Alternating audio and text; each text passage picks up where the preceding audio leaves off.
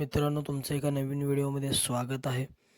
तर मित्रांनो, आपला देव बकासूर पुसेगाव हिंद केसरी मैदानामध्ये गट पास होऊ शकला नाही. आणि मित्रांनो, त्यानंतर आज मैदान झालं चोराडे येथे. एक आदत एक बैल, एक दुसा एक बैल.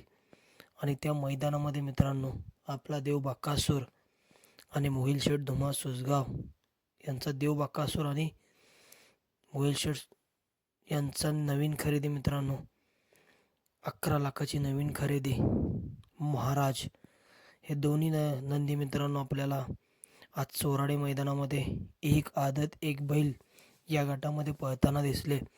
आणि मित्रांनो, बकासूरसाठी चोराडे फाटी म्हणलं की लकी फाटी मानली जाते. आणि मित्रांनो, ते बकासूरने आज सिद्ध केलं की का ही फाटी त्याच्यासाठी लकी मानली जाते. मित्रांनो, आपल्या सगळ्यांचा लाडका देव बकासूर आज या मैदानामध्ये गट क्रमांक 15 मध्ये पळाला. आणि मित्रांनो, आज देवाचा पैरा होता. एक नवीनच वासुर आहे मित्रांनो, आदत किंग सर्जा मित्रांनो. आणि आपला देव बकासूर गट क्रमांक 15 मध्ये सुंदररित्या मित्रांनो गट पास झाला. गाडीचं निर्विवाद असं वर्चस्व बघायला मिळालं. आणि मित्रांनो, आपला देव बकासूर सुंदररित्या गट पास निर्विवाद असं वर्चस्व. आणि मित्रांनो, सेमी क्रमांक 3 मध्ये आपला देव बकासूरचं सेमी क्रमांक 3 मध्ये निर्विवाद असं वर्चस्व बघायला मिळालं. मित्रांनो, एखाद्या नवीन वासराला घेऊन गुलाल कसा मिळवायचा ते फक्त मित्रांनो बकासूरच करू शकतो. कारण चोराडे मैदानामध्ये मित्रांनो गटाला सुट्टा निकाल घेतला, सेमीला देखील मित्रांनो सुट्टा निकाल घेतला.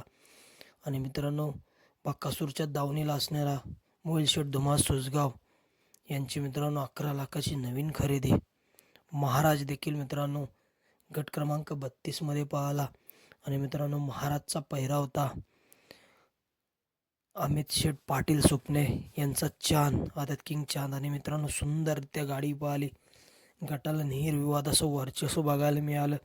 आणि मित्रांनो, सेमी क्रमांक 1 मध्ये महाराजांनी चांदच्या गाडीचं निर्विवाद असं वर्चस्व बघायला मिळालं. आणि मित्रांनो, मोहिल शेठ धुमा सुसगाव यांचा मित्रांनो दोन्ही नंदी आपला देव बकासूर आणि नवीन खरेदी महाराज मित्रांनो दोन्ही मित्रांनो फायनलसाठी पात्र झाले. आणि मित्रांनो, या मैदानामध्ये महाराजाने मित्रांनो 5म क्रमांकाचा मानकरी ठरला, महाराज आणि चांद. आणि मित्रांनो, आपला देव बकासूर हा 7व्या क्रमांकाचा मानकरी ठरला. आणि मित्रांनो, एखाद्या नवीन नंदीला घेऊन पळणं आणि गुलालासाठी पात्र होणं हा एकमेव बकासूरच करू शकतो. आणि मित्रांनो, पुसेगाव मैदानामध्ये बकासूरवरती भरपूर मित्रांनो ट्रोल करण्यात आलं. आणि मित्रांनो, बकासूर हा एकच आहे, अख्ख्या जगामध्ये नाही, अख्ख्या भारतामध्ये एकच आहे. आणि मोहिल शेठ देखील एकच आहेत. मित्रांनो, आज मोहिल शेठचा आनंद गगनात मावत नसेल. दोन्ही नंदी गुलालासाठी पात्र झाले.